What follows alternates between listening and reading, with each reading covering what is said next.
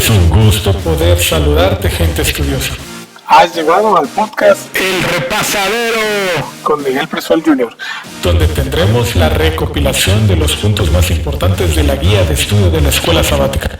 Prepara tu mente y tu corazón. Y repasemos los temas ya estudiados. ¡Ahí van!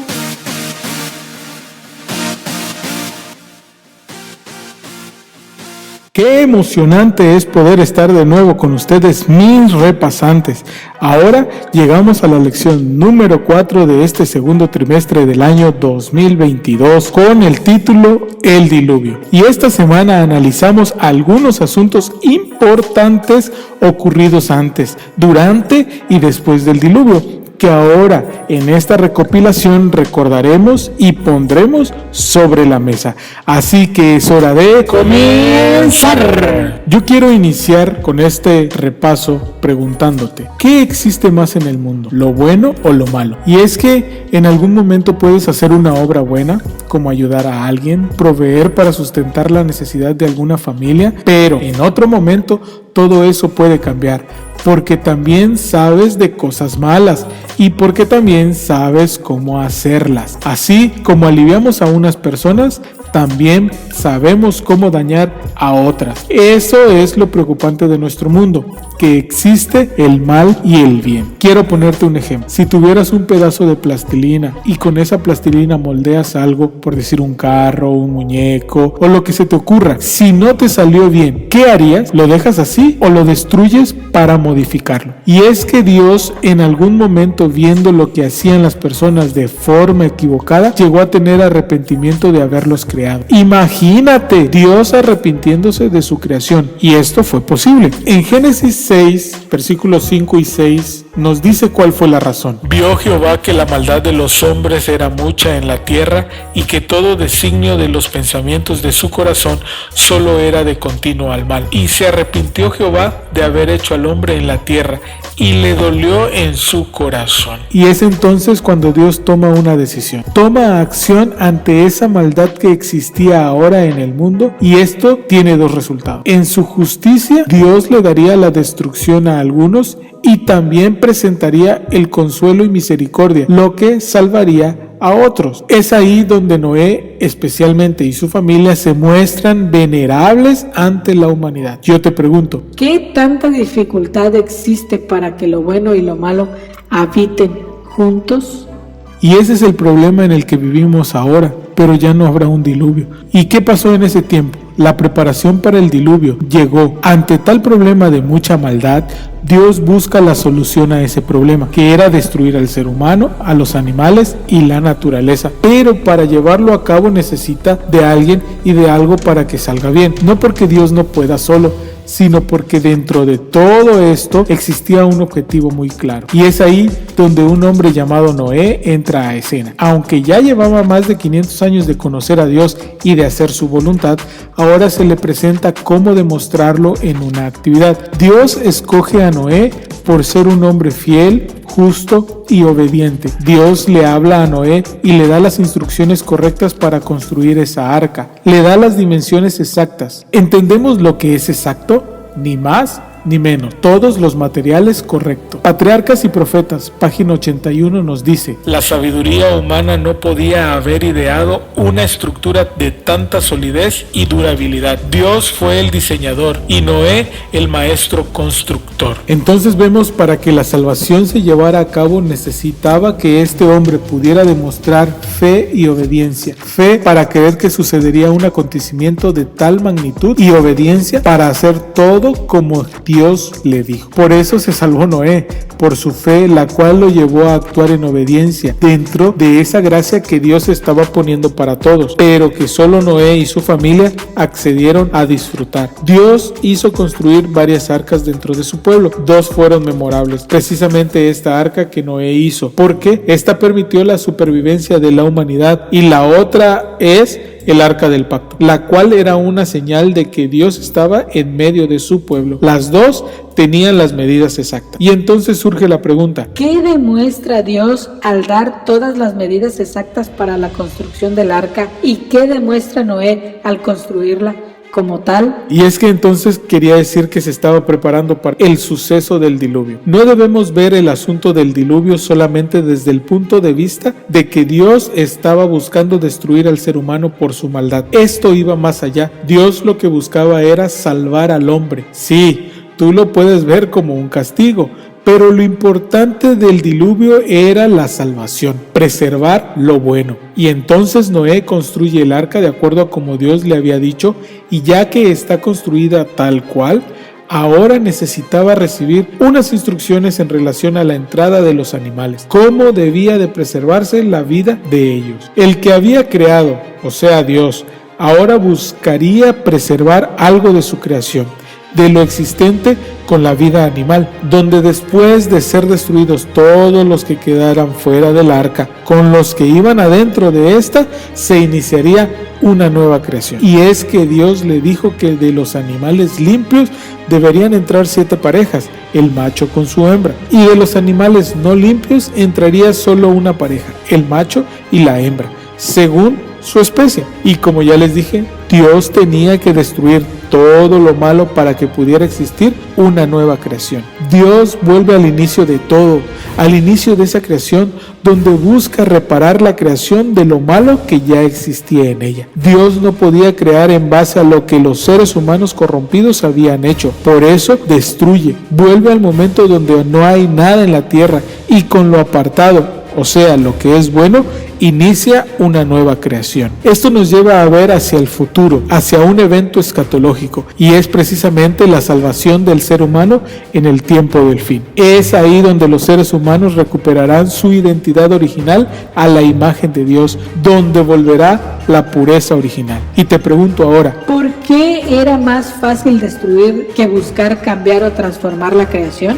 Analicemos esto con nuestra vida y nuestro entorno. Claro, como tenía un principio el diluvio, ahora el fin del diluvio. Y entonces todo comenzó, lo que nunca se había visto. Ahora los que en esa época estaban veían algo sorprendente y que les trajo miedo y una fe vana, un creer por miedo, por eso gritaban, ábrenos Noé, algo que nunca debemos de demostrar, porque a Dios no hay que tenerle miedo, sino fe, confianza, amor y respeto. Las aguas llegan de arriba, van por abajo, las fuentes de las aguas se desbordan y todo es inundado. Era el momento donde existía la aniquilación y la desesperanza en los que quedaron fuera del arca. También podríamos ver un gran barco navegando por esas aguas tormentosas hasta que se acordó Dios y las aguas permanecieron tranquilas. No quiero decir que Dios se había olvidado de esas 8 personas que iban en el arca, de todos esos animales que iban navegando,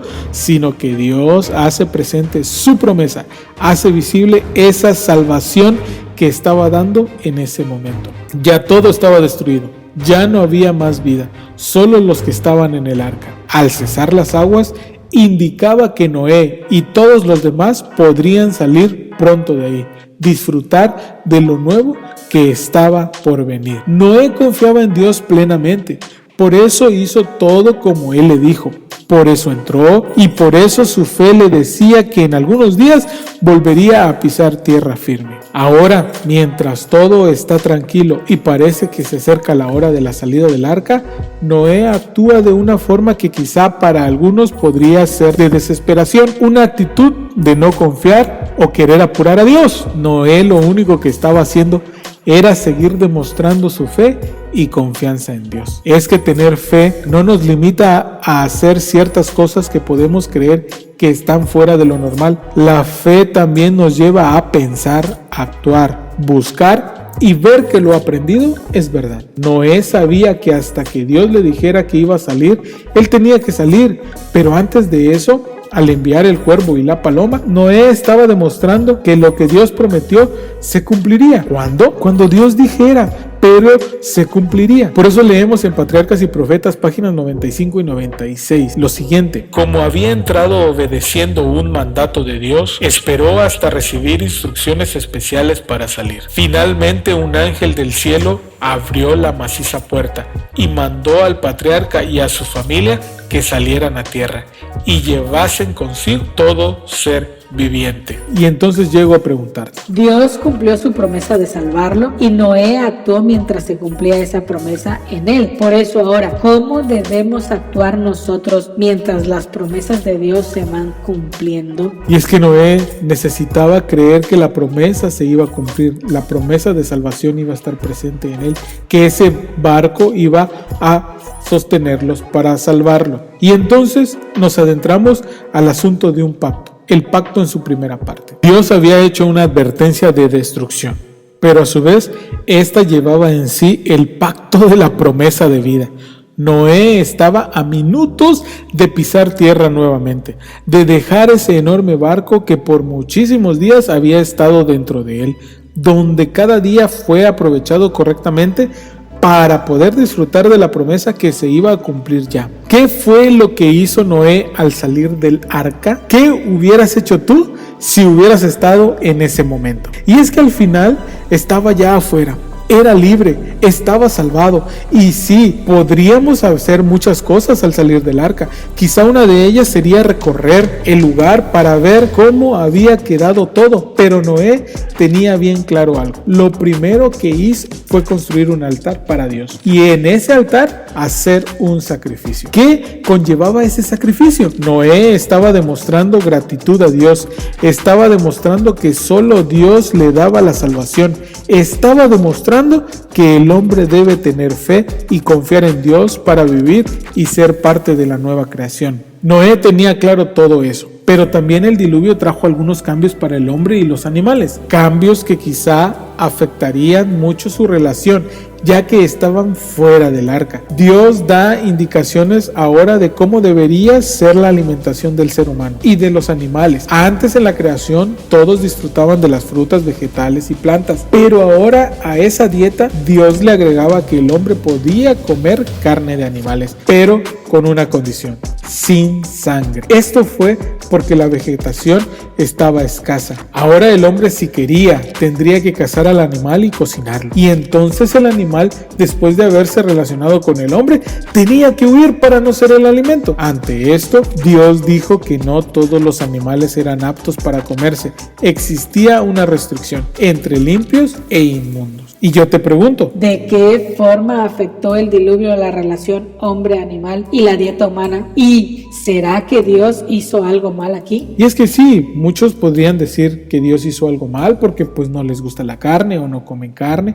pero bueno, esas son situaciones que tú debes de ir analizando, porque hay algo más importante dentro del pacto, el pacto en su segunda parte. Dentro de todos esos cambios que existían y el volverse a acomodar en la tierra, ya que eran los únicos humanos que tenían vida y que había muchos animales más que ellos habían visto el compromiso de Dios al preservar la vida y que por medio de eso demostraba su gracia. Entonces no podemos decir que Noé se salvó por sus propios méritos, sino que todo fue dado por Dios. Es que pensando fríamente, hubiera sido más fácil destruir a todos, así como lo pensamos cuando Adán y Eva pecaron, destruirlos, pero es que Dios estaba dando la oportunidad para empezar de nuevo y nos damos cuenta que Noé no era malo, ni su familia. Era justo, Noé. Y es ahí donde Dios deja una señal visible, donde Dios establece el arco iris en el cielo como parte de su pacto, al decir que ya no más destrucción con agua, ya no habría una catástrofe mundial como el diluvio. Dios, por medio del arco iris, le dejaba el recordatorio de cómo los había salvado, de lo que habían pasado y cómo podían tener vida ahora. Dios también quería que el arco iris, al presentarse en nuestros tiempos, nos recordara que debemos creer en Dios porque cumple sus promesas, que busca a cada momento que seamos salvos, que tenemos la oportunidad de demostrar fe y obediencia. Dios siempre deja señales importantes para nosotros. Por decir, en su creación dejó el sábado, el cual indicaba también la salvación del hombre, el cual nos dice que Dios hace todo en favor de nosotros.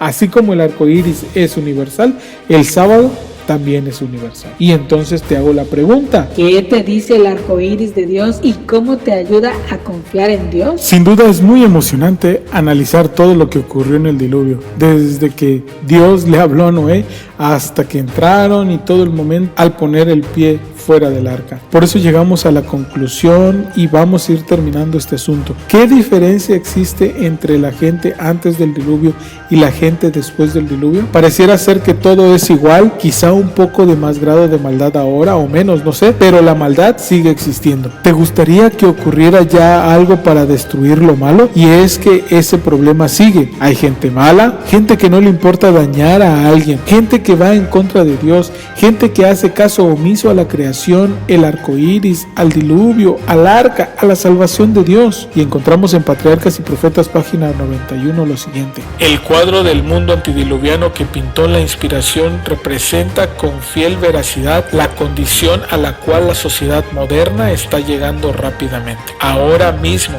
en el presente siglo y en países que se llaman cristianos, se cometen diariamente crímenes tan negros y atroces como aquellos por los cuales fueron destruidos los pecadores del antiguo mundo. Y ante esta situación quiero hacerte 4 preguntas. ¿Por qué crees que Dios no manda un diluvio ahora o la destrucción si estamos en las mismas condiciones de pecado como en el pasado? ¿Cuál sería el arca que debemos utilizar ahora para salvarnos? ¿Cómo debemos actuar cada día en esa gracia presentada por Dios a nosotros, tomando en cuenta lo que Noé hizo al salir del arca? ¿Qué provecho debemos sacarle al arco iris para nuestro mundo? Y es que lo malo lo vemos frente a nosotros y también en nuestra propia vida, pero todo esto debe de cambiar. Si tan solo cada uno de nosotros actuamos como Noé, todo sería diferente. Pero por eso Dios ya planeó la forma para terminar con el mal. Ahora está en nosotros seguir confiando, demostrando fe y